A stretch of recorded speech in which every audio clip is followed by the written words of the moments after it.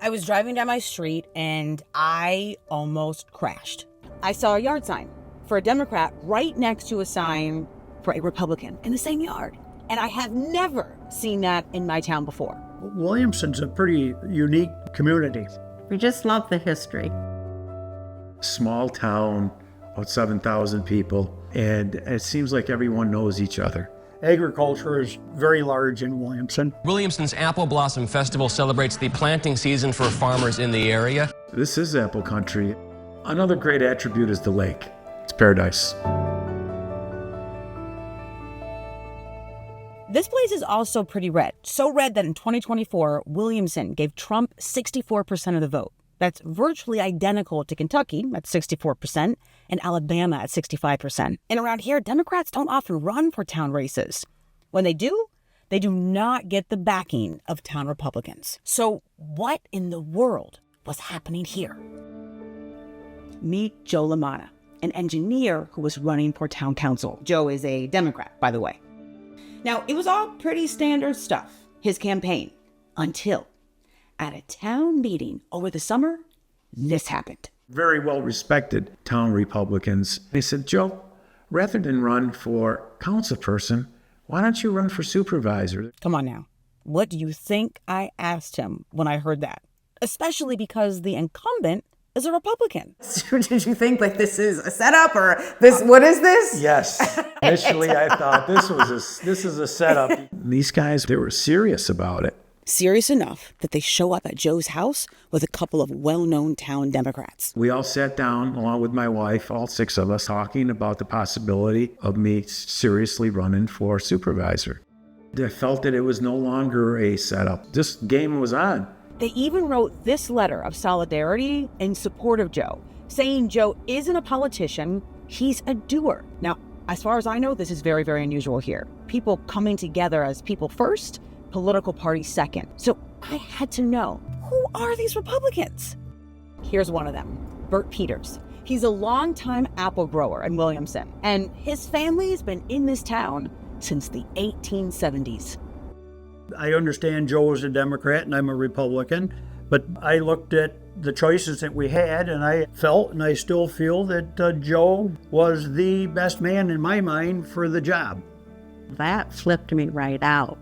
And I just kept saying, besides smiling all the time about it, I kept saying, I can't believe it. I couldn't find anybody more shocked by Bert's move than Dottie Howland. She is a lifelong Democrat and the owner of the town's bed and breakfast. By the way, she's lived here for nearly 6 decades. And here's why Dottie is in shock. She cannot remember a single moment when members of one political party crossed the aisle to back a candidate in a local race. I never heard that had happened where the Democrats and Republicans had talked. The last time this town has had a Democratic supervisor was 50 years ago. Before that, 1931. Why is this happening now? And why are some Republicans backing Joe and not the Republican incumbent? I asked Bert about this. And it comes down to something that he mentioned 10 times in our conversation. Comfortable complacency is what's been happening. It's irritating.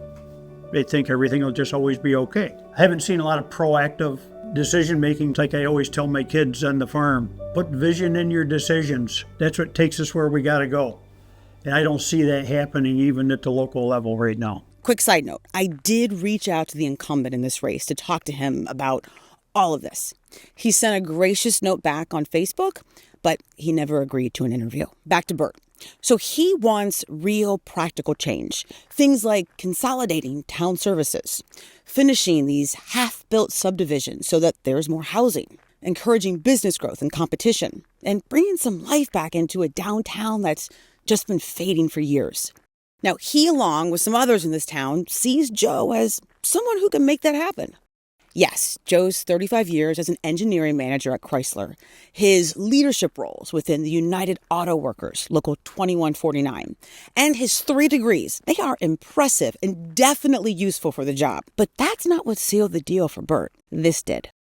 Joe moved in here. What'd you do, Joe? You got involved, didn't you? I got involved. I don't think anybody went down to Joe's and got behind him with a D6 and pushed him to town with a bulldozer to say, you need to do this.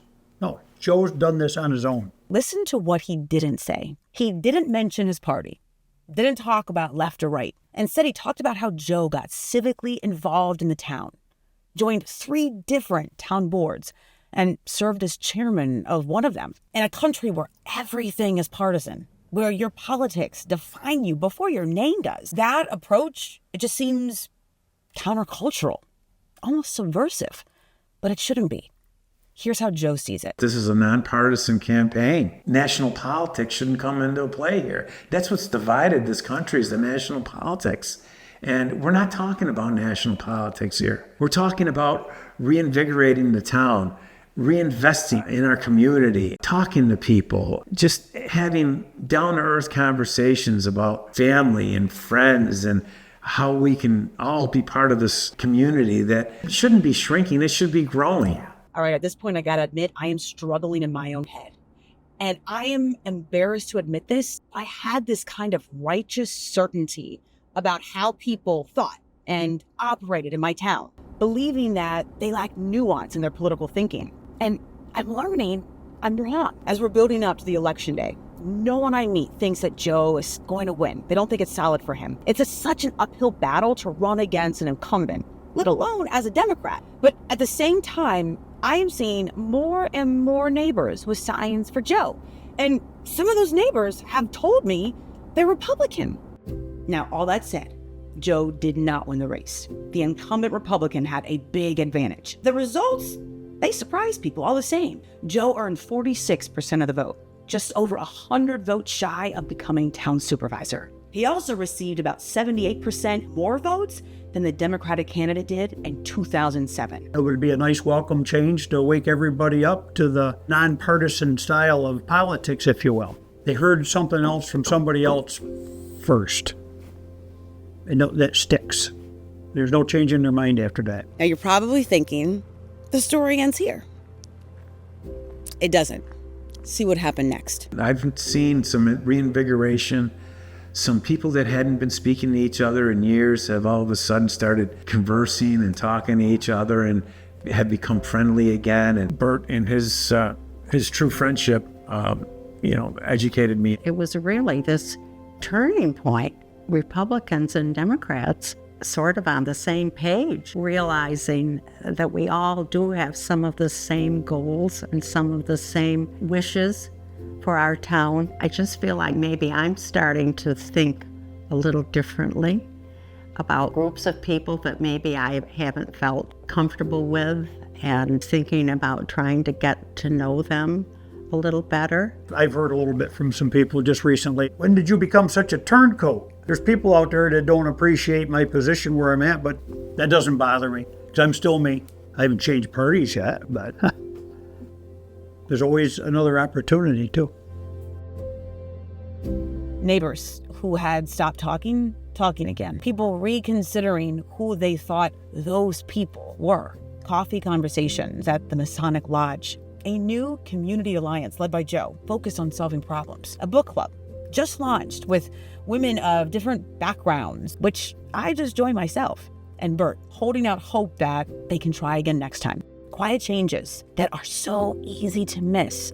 A shift, subtle but real. We want instant transformation, dramatic moments, but real change often starts smaller than that. It starts with a conversation, seeing your neighbor as human again. Will this town continue to defy party loyalty and think for themselves? I don't know, but I'm hopeful in a way I wasn't a few months ago.